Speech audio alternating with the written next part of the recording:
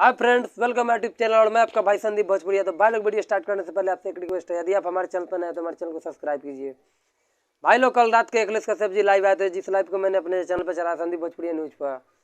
तो भाई लोग अखिलेश कश्यप खेसारी लाल जी के राइटर बता दिए सबका विरोधियों को धुआं निकाल दिए। बता दिए रिकॉर्ड भोजपुरी में किसी का नाम है तो सिर्फ खेसारी लाल यादव का, और किसी का नहीं।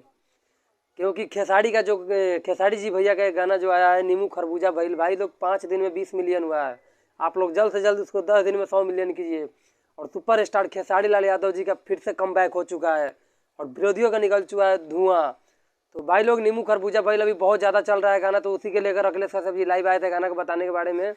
तो भाई अखिलेश कश्यप जी की कंपनी से भी एक गाना आने वाला है, हिट मशीन के writer hit machine Akhilesh Yadav ji के कंपनी से। तो भाई लोग, आप सबसे बता दें कि नींबू खरबूजा भइल 2 आप सब जाइए और प्यार दीजिए। और भाई लोग, आप खेसारी के जितने भी फैन हैं हमारे चैनल को सब्सक्राइब कीजिए।